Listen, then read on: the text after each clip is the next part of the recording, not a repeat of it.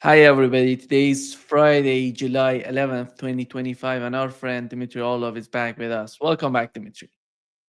Good to be with you. Let's start with your website. Let us know about your website and how can we support your work. Go to the URL on your screen, boosty.to/Club Orlov, and there's some free stuff there, and the rest is available through a very moderately priced subscription, which is mostly for face control. I publish a couple of articles a week. The last one is on the Iranian victory over Israel in the United States, in case you are not entirely clear what it all means. I explain it in excruciating detail. So hope to see you there. So, Dmitry, we had I think it's appropriate to talk about BRICS and BRICS summit here in Brazil. And if you were to mention the new movement or the new attitude or somehow the progress in terms of the way that BRICS is trying to deal with the United States, how did you find this summit in Brazil?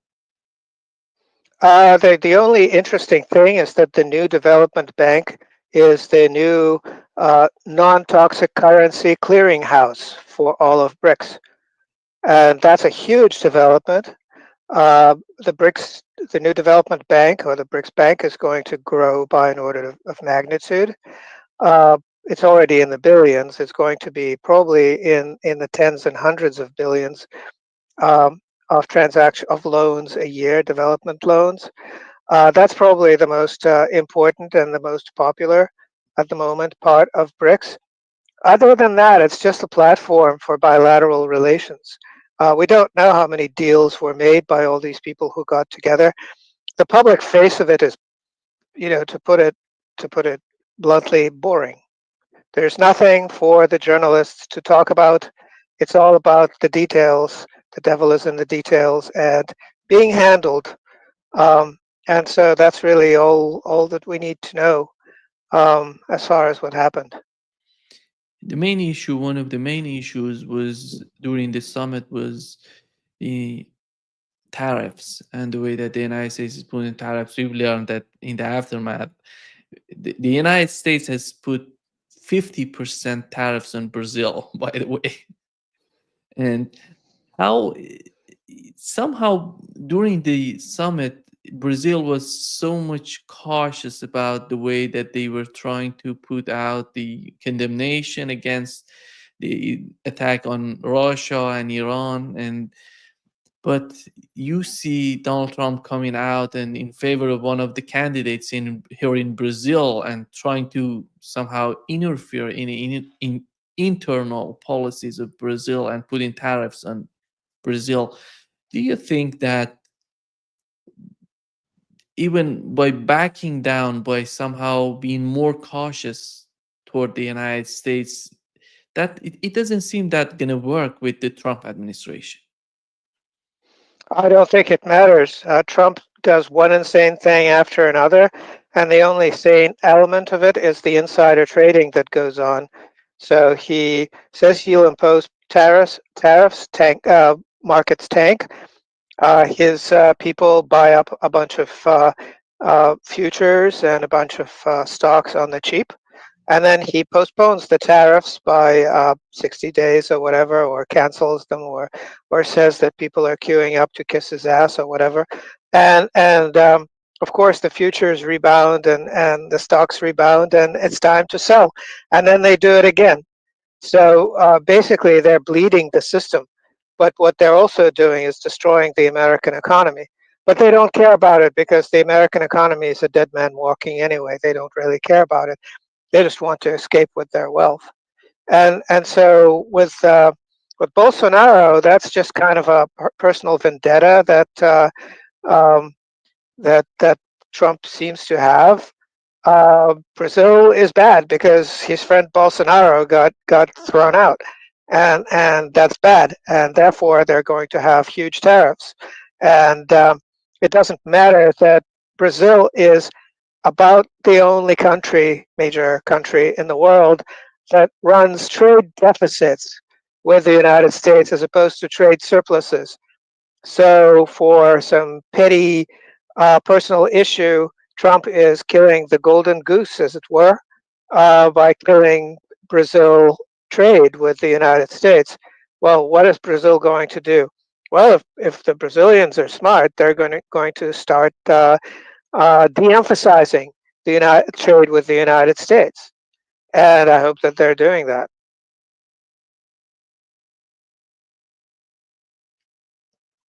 Last time I checked, Dmitry, the import and export from the United States and to the United States are quite similar for Brazil. It's somewhere like 42, 43, and 47 billion dollars. That doesn't, if Brazil decides to go in the same direction, that doesn't affect that much, influence that much the Brazilian economy, in my opinion. And do you feel that it was something symbolic? It was something because he wants to do something to show his support to Bolsonaro, as you've mentioned? Nothing beyond that. No, it's whatever happened to his brain that morning. It's unpredictable. He does one thing and then he does the opposite 2 days later. He's like basically he's a Joe Biden with a different diagnosis, but they're both psychiatric patients. So we have to keep that in mind. We shouldn't be reading too much into what Trump does or doesn't do because he's not all there. He's an old guy who thinks that he's won, and if he's not winning, then it's time to change the rules in his head. And he keeps doing that over and over again. He's friends with Putin. He's angry with Putin. He loves Putin. He hates Putin. This is not girls in junior high school. This is like an old guy who's losing his marbles. So don't even worry about it. When it comes to Indonesia, Dimitri, Indonesia became a full member of BRICS, and we know that Malaysia, Vietnam, these are huge countries, huge economies, and these are the future.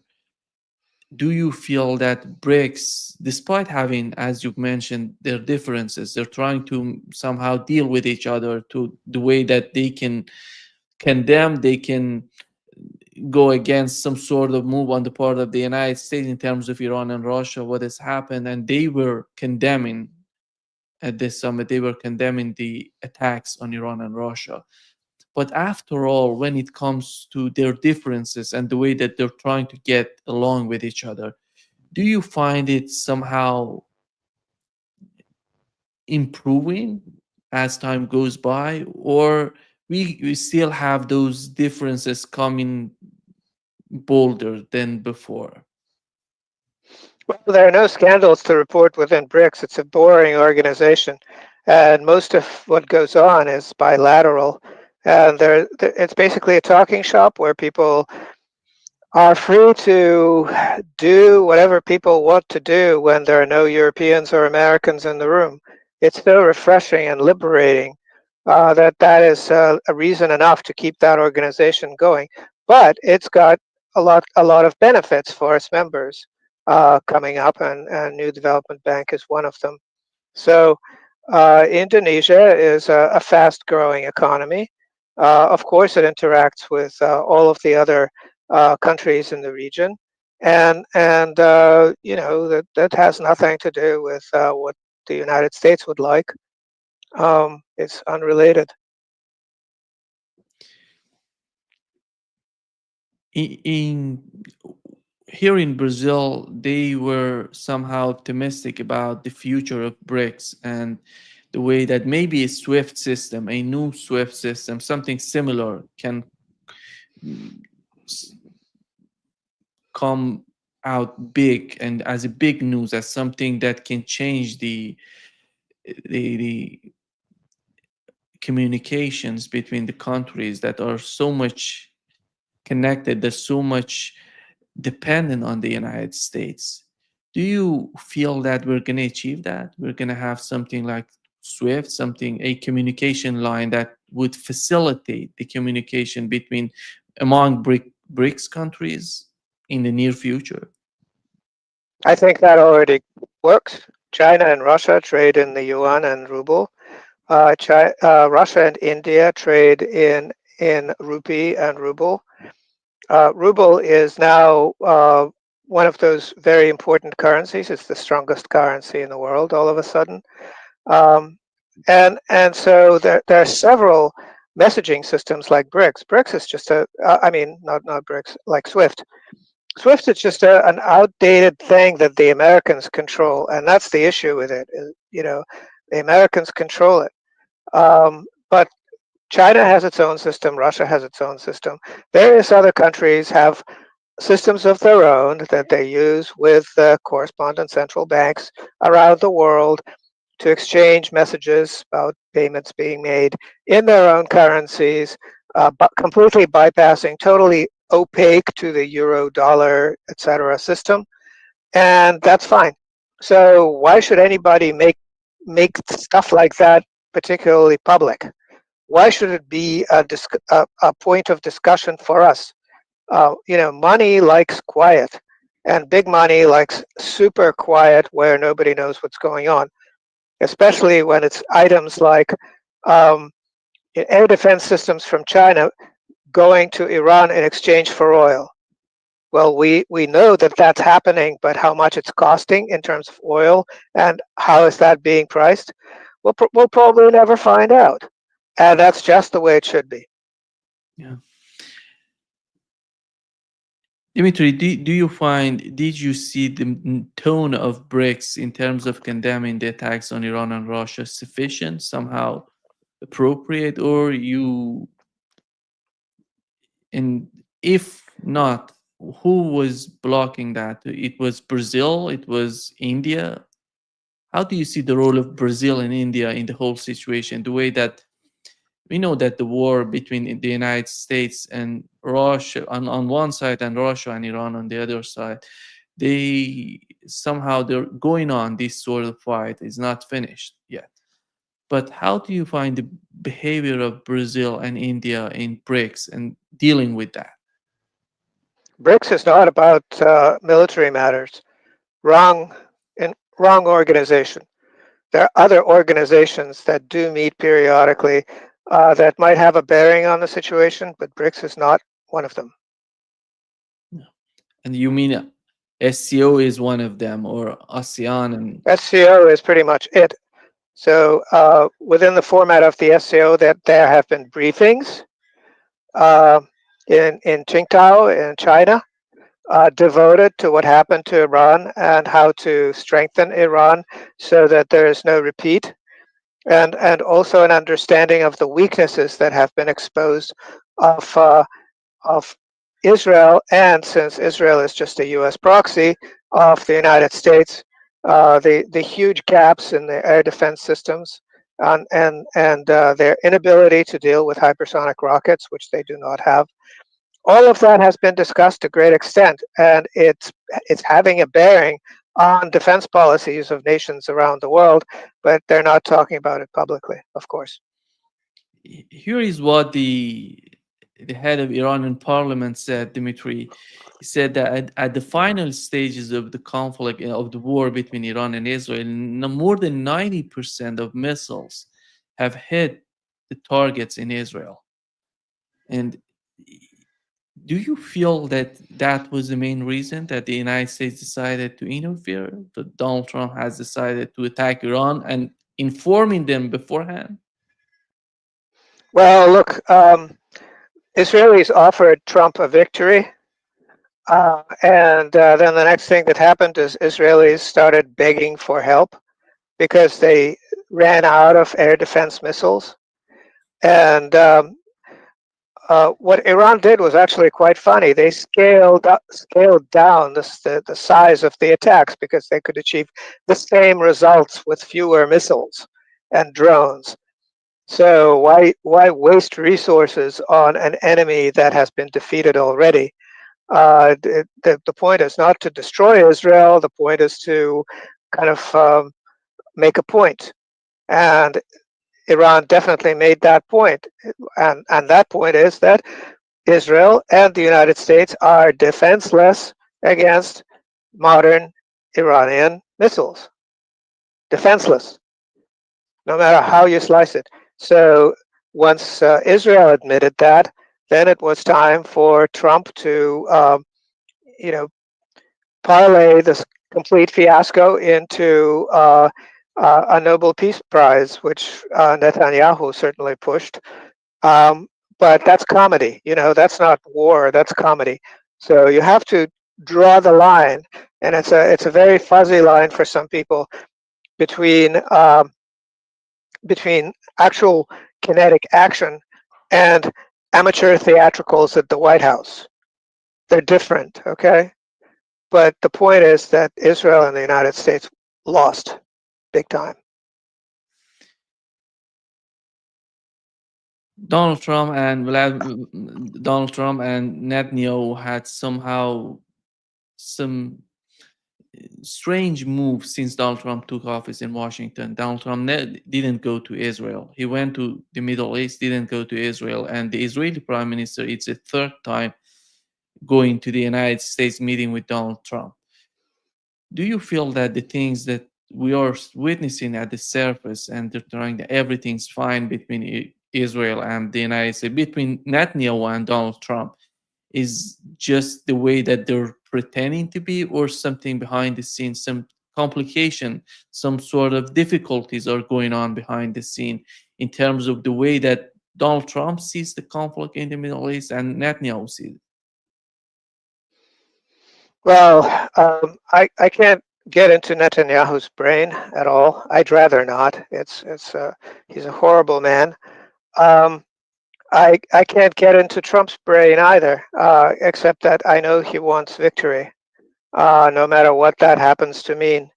He wants that Nobel Peace Prize. He wants parades. He wants people to say his name. It makes him happy when people do that. What's actually happening doesn't really matter.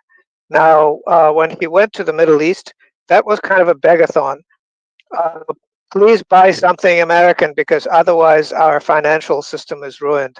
That was the tacit message that he gave to all of these rich Gulf Arabs, and they did pony up or promised to pony up a couple of trillion.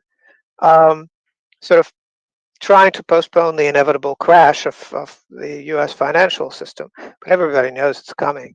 That's not a secret.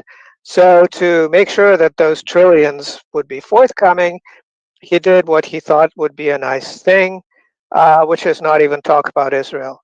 For that trip, for that little begging thing that he did, Israel did not exist. But for all, Israel cannot exist without the United States, just like the Ukraine cannot exist without U.S. support. The Europeans won't be able to keep it going at all. That's already clear. And so the U.S. is pulling out from one country after another. So it's basically it pretty much threw the Ukraine overboard now, and Israel is probably next.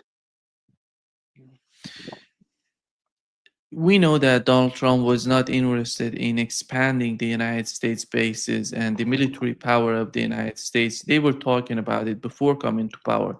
They wanted to somehow uh, going to the opposite direction, somehow contracting what has been going on for such a long time. Is that achievable with the attitude that we've been witnessing since Donald Trump took office? You just made a huge mistake, which is listening to what Trump said before the election. That's called lying like you're running for office.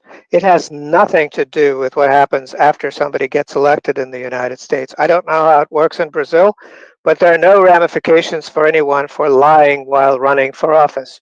All they have to do is, well, the situation has changed and I don't feel like it anymore, and there's been a complication, and uh, etc., and nobody can do anything about it. Instead of throwing somebody in jail for lying in public in order to win an election, that's in America. That's just how it goes. That's just fine. So don't make that mistake. he may have talked about lots of good things, right? All good things for good people. And then once he gets elected, all he wants to do is people to praise him, say his name in public, and give him prizes and flatter him. It doesn't seem that it was only me and you, or maybe me. It seems that Elon Musk was part of us. He was somehow he was feeling that Donald Trump would do something different, which it turned out that it's he was totally wrong, and that's why he's trying to change his mind toward Donald Trump. Is that the case? Well, I can't get into Elon Musk's brain either, but it's a probably a very interesting brain. Again, there's a lot of psychiatry going on there, um, and those two people, each of which thought that he was the alpha male, the top dog. You know, it turned out that there's only one president of the United States, and he changes his mind depending on who kisses up to him last, pretty much. And who controls access to him is some shady characters in the White House. There's some cryptic lady that lets people in or out, and she has her own calculations. So I'm not surprised that Elon Musk, who was promised one thing and was then handed another, kind of had a bit of a psychological problem with that. He should have known better. I thought he was a smart guy. Yeah, but the system in the United States is much more complicated, Dmitry. You don't have an option. You have to be Republican or Democrat. That's why Elon Musk is trying to do something else, a third party that may function for the American people. He, we know that you are familiar with the situation, with the internal policy of the United States. Do you think if you have someone like Elon Musk, we've seen Mike Bloomberg before trying to do this, but with someone like Elon Musk, is that going to change? Is he going to bring something different to the table that would change the political system of the United States? Well, look, Elon Musk can't be a Democrat because he smells like Trump. He can't be a Republican because he had a falling out with Trump. And he can't be a third party because there are no, well, there there's like several hundred third parties or third, fourth, whatever parties in the United States, but they don't matter. They do not matter. They're allowed, but they're not admitted. They do not actually get to participate. If you want to register a party like Elon Musk was trying to do, you have to do it separately in each state. Each state has a different set of hoops to jump through. And most states have a very important hoop, which is you register your party, you collect a zillion signatures on petitions to be admitted on the ballot. Um, and then you are not admitted on the ballot because you have to sit out an election cycle before your party can participate. So you get all these people excited. You register a party. You get their signatures to get you on the ballot, and then it turns out that you have to do it again 4 years later or 2 years later. And by then, you know, the enthusiasm is gone, the money is gone, and you weren't going to get anywhere with this anyway because the whole system has been uh, bought up and divided up between the Republicans and the Democrats, and you're neither. So here's the door, out you go. Yeah. Donald Trump is frustrated. He said that every time he talks with Vladimir Putin, he's so nice to him, but nothing comes out of this sort of attitude. What does he want? What is the main goal of the United States in Ukraine? Every time they're trying to do something with the United States, Russia is trying to do something with the United States, they put the same sort of terms. Those 33 articles that they put in the peace talks in the negotiations with the Ukrainians. They're the same. What do they want differently from what has been said or have been said so far? Well, look, the Russian attitude is that you you started this war in the Ukraine, you being the Americans, and you're losing it. So, yeah, what do you want? Peace, right? That's funny. Um, Imagine Hitler asking for peace in the spring of 1945. That would have been funny too. So, comedy aside, the United States doesn't really have any options in the Ukraine except defeat. And it's defeat for the United States as the main actor behind the Ukraine, and it's defeat for NATO, and it's defeat for every single European politician who allowed Zelensky to kiss his hand or whatever, which is all of them, and it's called the Ukrainian curse. It has been there since the Middle Ages. Anybody that a Ukrainian um, leader kisses, you might as well just consider his political career over. It happened to Sweden, it happened to Poland, it happened to everybody since then. It happened to Hitler, and it's going to happen to all of the Europeans who admit Zelensky to their little get-togethers and kiss him on the cheek and promise to give him even more useless weapons, etc. So that's what I think is going on. Now, what Trump wants is something other than defeat. So he's thinking, well, why don't I tell them something? And the Russians are like, no, that's not how it works. Well, I'll talk to my advisors, and okay, here's another plan. And the Russians are, you know, no, that's not how it works. And so he's very frustrated because his advisors tell him, let's make a deal like between North and South Korea, freeze the line of contact. And Putin is like, denazification, demilitarization, neutrality, no foreign troops on Ukrainian soil. How I don't know what he has to do. Does he have to do an interpretive dance? Does he have to sing an opera aria with those words before it'll register on the brains of the people in Washington? Because he's not going to. He's just basically going to soft spokenly say the same things over and over again while winning. Yeah. It seems, as you've mentioned, the problem with Donald Trump is that he's in a weaker position. He doesn't have the cards to win the game or to play with the game, and he tries to gain some sort of leverage. But as time goes by, his position is not getting stronger, and it's the opposite way. Do you feel that the experience he had during the during the last 6 months in office would help him to come out and find a solution for Ukraine, because he knows that the situation is getting worse for the case of Ukraine, and that's why that shows that he's going to be in a weaker position in the next 2 months if he continues the conflict.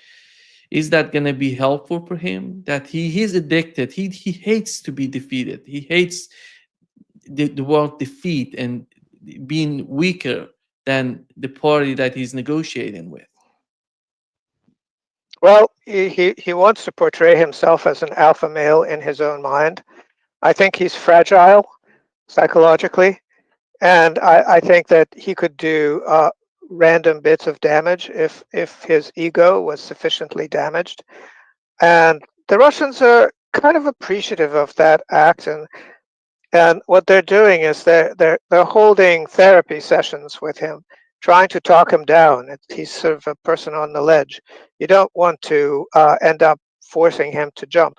So the Russians are keeping the conversation over, going, but it's not going to change the outcome. Um, that's just a bit of strategy for the Russians. talk to everybody. But the strategy, the military strategy, is not in any way affected by that. We had the talks between in Kuala Lumpur, the talks between Marco Rubio and Sergei Lavrov, and Steve Witkoff is not anymore in the scene. We're not hearing much from him and from what he's doing in terms of the conflict in Ukraine. Do you feel that Donald Trump has been informed on the main position of Russia in Ukraine? That's why Steve Witkoff is not there anymore. That they need to sign something with Russia. That's why Marco Rubio comes to the scene to talk with Lavrov. I think Witkoff probably got some kind of like a behind the scenes deal with the Russians and everybody else he's talked to. He's a smart guy. He's a businessman. I think he parlayed his relationship with Trump into some newfound sources of wealth, and so he's probably busy with that. I would be if I were him. I wouldn't waste my time on this blah blah, in Kuala Lumpur. He's probably a happy guy now. He was a pretty happy guy to start with, but now he's double happy. The situation, we know that Russia is somehow attacking Ukraine, and they're escalating the situation. They're intensifying the attacks. What's going on in the mind of Russia toward Ukraine? I'm talking about on the battlefield, the way the military strategy of Russia. Well, look, they're in no rush. They're consuming the Ukrainian military. They found some very interesting ways to make themselves intensely loved by the Ukrainian population, and that is to bomb the Ukrainian army recruitment centers. They've been blowing them up, and the Ukrainians have been applauding. Social media in the Ukraine is full of letters of thanks to Putin and all of Russia for destroying their army recruitment centers all over the country. Uh, you have to keep in mind that air defense in the Ukraine is done. It's absolutely finished. So the Russians can pretty much destroy any building anywhere in the Ukraine at will, which they do. Um, and so this is something that the Russians are doing that will probably not have an immediate effect, but it shows you where it goes. So Ukrainians now love Putin because Putin destroys the army recruitment centers that they're so afraid of, because there are no volunteers in the Ukraine anymore. They're just conscripts, and they're people grabbed off the streets and not given any training and marched off into quote unquote battle, which involves sitting in a trench until the Russians kill you. And if you try to surrender to the Russians, which lots of them try to do, then your own Ukrainians will kill you as you try to surrender. I mean, the level to which the Kiev regime has sunk is basically the level of a rabid animal that has to be put down. They aren't even human anymore. What they've been doing lately is burning the corpses of um, the frozen corpses of the Ukrainian servicemen that the Russians have carefully scraped off the battlefield and returned to the Ukrainians as a humanitarian gesture. And so what the Ukrainians have been doing with those corpses is burning them instead of returning them to the families, because if they return them to the families, they would owe those families reparation money. So to save money, they just burn them instead of giving them a decent Christian burial. They're doing that. Another thing, and another new trend in the Ukraine, is mining the corpses of the dead Ukrainians on the battlefield.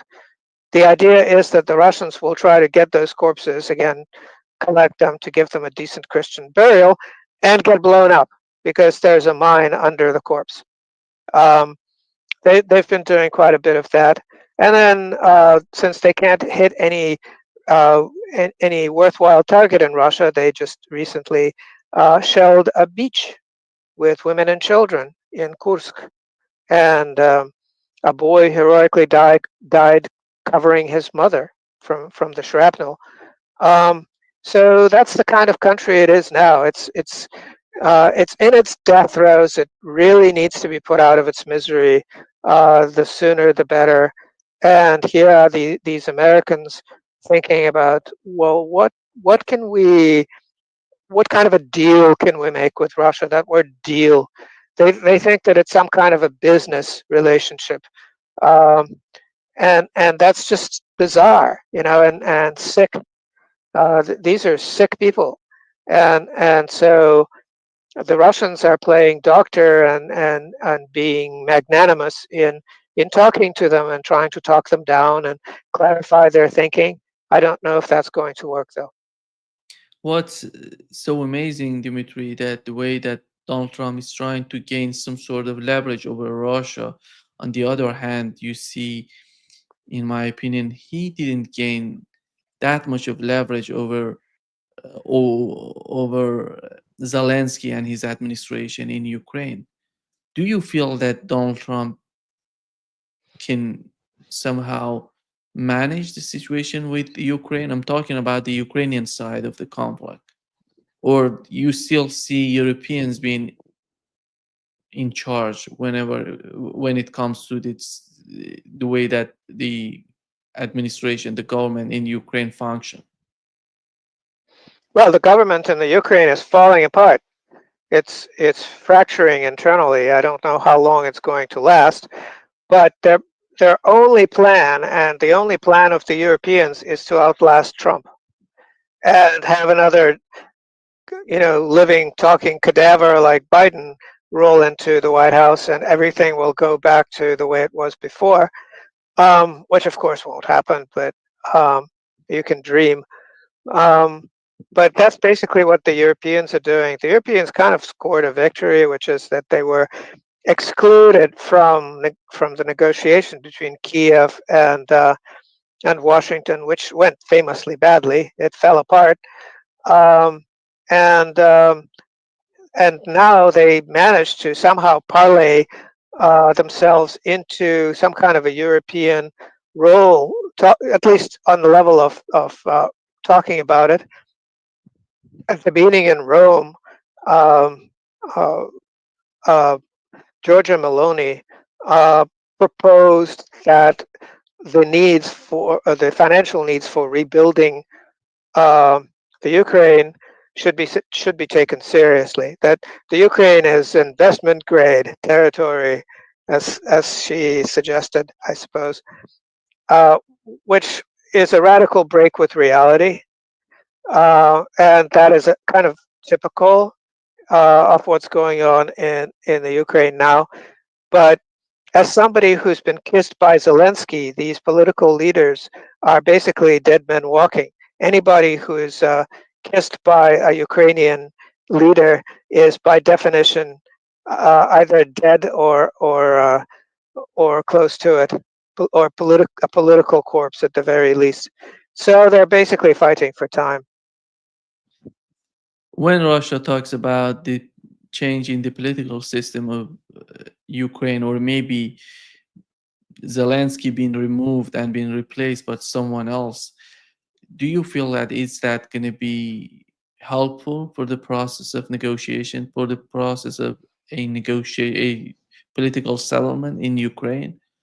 Or if they get someone like Zelensky, I don't know, or some other guys from Ukraine, from the political parties in Ukraine, is that going to solve the situation? Is that going to facilitate the process of negotiations? Look, there are lots and lots of Ukrainian quote unquote politicians all over the place. There are at least three different groups of them in Moscow, and they even appear on talk shows talking about how they'll run the Ukraine once the fighting is over. Um, and then there are people in Kiev. There's Zaluzhny. There's all kinds of stuff, typical Ukrainian fashion, talking about what will never be. The Ukraine will not be a country. It will be a territory governed from Moscow For a long time, it will be governed rather harshly. There will be no rebuilding. And the suggestion will be that people who have something to offer should go to Russia and offer it. If they have nothing to offer, they could go to Europe and beg. Um, and if they want to stick around, they can stick around and grow corn or whatever it is they want to do. Collect fruit from fruit trees when it's in season and bring it to the market. But there won't be any industry there. There won't be any development there. It'll just be some, agrarian remnant. That's how I see its future. The frozen Russian assets would be part of the negotiation. Are they going to talk about it? Are they going to trying to talk about it with the Trump administration, or there going to be some sort of talks between Russia and Europeans? Um, I don't think the Russians care. Um, Putin recently said that perhaps that money was kind of worth forfeiting in order to destroy the dollar and the euro, which is happening. And that money is in dollars and euros, and those are going away. And so the Russians are fine with that. The ruble is the strongest currency in the world. Russia's reserves are fatter than ever. Um, the Russian economy is slowing down, but it grew by quite a bit during these 3, 4 war years. Um, Everything's fine. Russia is not really going to um, allow anybody to offer it something that is its own and has been, and as Putin put it, Russia has been robbed. This money wasn't stolen, he pointed out, because theft has to be in secret. If it's not in secret, if it's done publicly, it's robbery. That's a different chapter in the criminal code of the Russian Federation, which applies to the officials who did it. So, what negotiation can there be with criminals? Is the security architecture of Europe still one of the main concerns of Russia, or they don't feel that they can achieve that with the current situation, with what's going on in terms of the leaders in Europe, in terms of the presidents, and those people who are running the show in Europe? Is that achievable without Donald Trump being part of, because Donald Trump doesn't seem to have that much of interest in what's going on in Europe. But how about Russia? How does Russia see the future with European countries? It doesn't. Russia does not see a future with the European countries. Russia doesn't see much of a future for the European countries. Russia does seem to have a bright future for itself and for its various partners around the world, but the Europeans are hostile to Russia and will therefore miss out. As far as the threat that they pose to Russia, it's a fairly minor threat, and the Russians think that they can deal with it. Yeah. But is that any sort of difference in the mind of Russia when it comes to the eastern or western part of Europe, the way that they can deal with some countries and the other countries is somehow hostile and somehow consider Russia as their main enemy? I suppose there are nuances there. Russia is always about bilateral relations. At this point, because of the attitude throughout Europe, these bilateral relations are rather tense and are limited to the countries that very much depend on Russia for various things. So Hungary is obviously dependent on Russia for something like 80% of its oil. Slovakia is dependent 100% on Russian oil, and making sure that they're supplied is a Russian priority.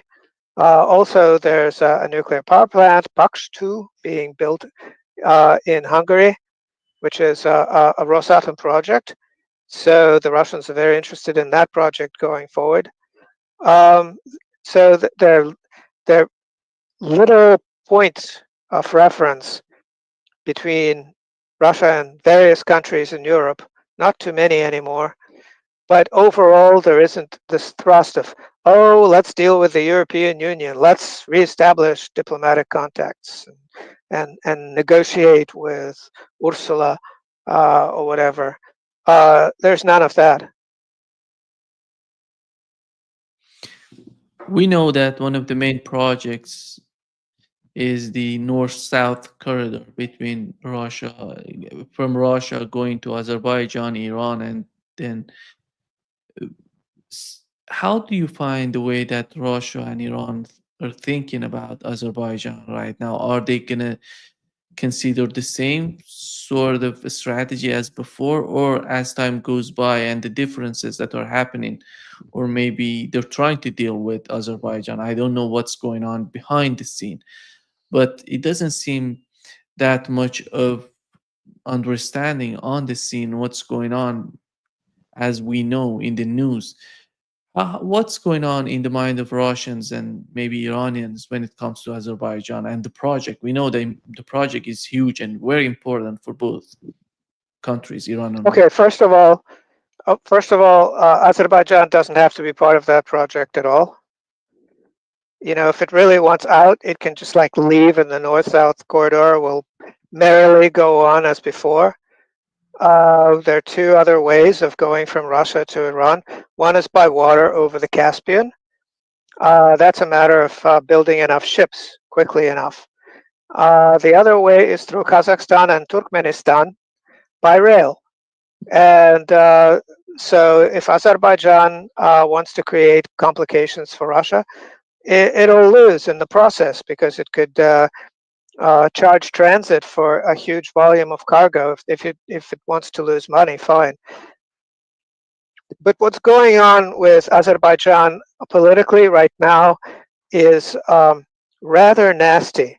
You see, there are all these ethnic mafia crooks, Azerbaijani, in Russia, sending money back and politically connected, and the Russians have decided to clean them all out.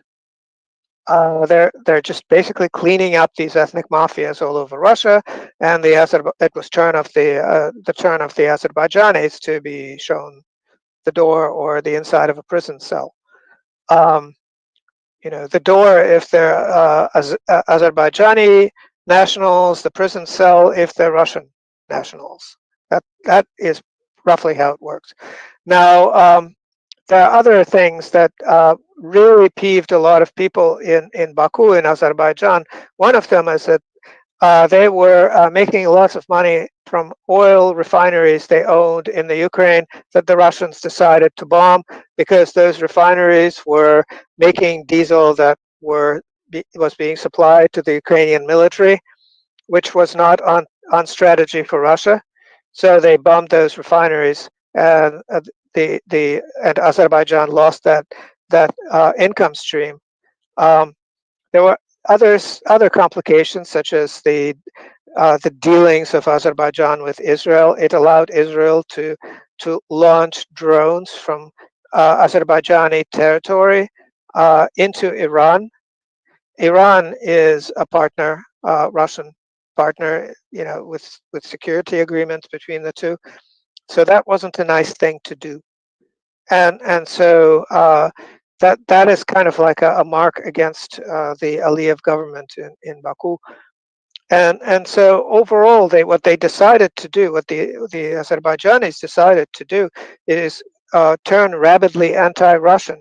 Wrong move, you know. They stand to lose everything, and to begin with, they're losing the tomato trade. What are they going to do with all those tomatoes that were going to Russia before? Poor tomatoes.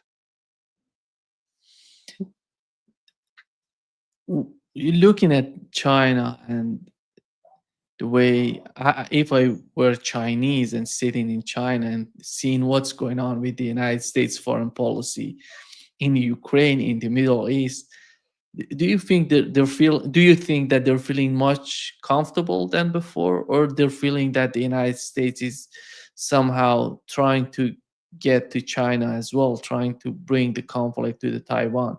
How is the situation is going to be felt in China, in your opinion? China won the trade war with the United States.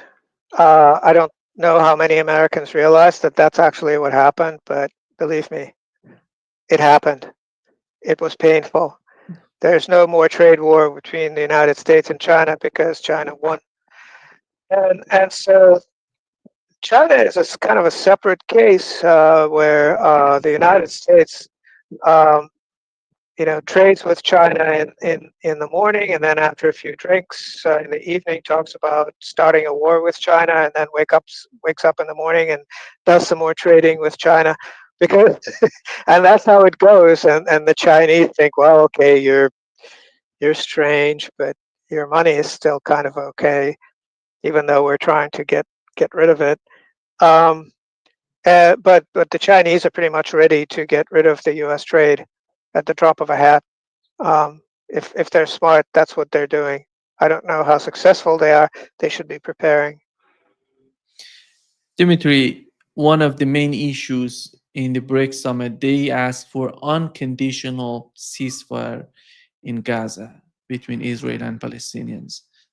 And it's something political. It doesn't have that much of power to, but when it comes to the importance of BRICS, I think the relevance of what they've been talking about, it's important, and it's something um, to be considered by the United States, by the West. How do you find the situation in Gaza? Israel is trying to make a new prison in the southern part of Gaza, sending all these people. I don't know if that's possible to send mil- 2 million people to that prison and then trying to to send them to other countries. Do you think that the way that Netanyahu is trying to deal with Gaza is going to help him? Help who? Help Netanyahu and his plan, his sort of strategy. Is that achievable with what's going on? Well, at this point, killing Palestinians is all he has going on. He can't go up against Iran anymore because Iran can destroy Tel Aviv and various other Israeli cities. The port in Haifa, you know, that involvement was days away um, from ruining what was left of Israeli industry and Israeli economy. He can't go against the Houthis. They just sank a couple of ships that were going to Israel. So there's a Red Sea blockade, that he can't do anything about. Uh, Bombing Yemen from the air doesn't work. Uh, so what can he do there? And so killing the poor Palestinians is all he can do to keep some kind of a war going. And he has to keep some kind of a war going because if there's suddenly peace, then he's out of a job because he's crooked and everybody knows it. And he can only hold on to that job while there's military action happening. Not very successful military action, I'm afraid. It's just murder. It's just murder. Thank you so much, Now, Dimitri. Go ahead, Dimitri. what? Okay, one thing I wanted to add is that BRICS condemning what Israel is doing in Gaza is not what BRICS should be doing. It's the wrong thing to do. That kind of useless moralizing should be restricted to the UN. Yeah. BRICS should be doing something useful for a change. It seems that they feel that the UN is not functioning. That's why they try to do these condemnations of what's going on with Iran, Russia, in the Middle East, and but the, how they can deal with these things? These are some sort of gatherings, organization, international organization. Many countries are participating in BRICS. They have to talk about these geopolitical changes that are happening and may influence the economy of these countries as well. Well, I don't think that what they did in terms of taking a moral stance on Gaza. Um, I don't think that will be effective. Mm, I think that it will be just more noise. yeah. But the how about UN? UN is not functioning. How the I don't know, the International Criminal Court somehow cannot go against Netanyahu. Who's gonna help Palestinians if not BRICS? Nobody. I'm sorry to be so harsh, but nobody is really interested in helping the Palestinians. Yeah, It's sad. it's sad. Yeah.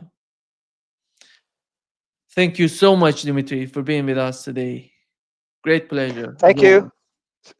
Send me a link. I'm behind the mighty firewall that Google has erected. Yeah, I'll send it to you. Okay, thanks. Bye-bye. Before going, Dmitry, go Mhm. ahead and let us know about your website. Oh, yeah, okay. It's boosty.to/club Orlov, CLUBORLOV. Lots of articles for you to catch up on. If you haven't subscribed yet, please go there and subscribe. It's a happening scene. Lots of interesting commentary too from readers. Yeah. See you soon, Dmitry. Thank you. Bye bye. Bye bye.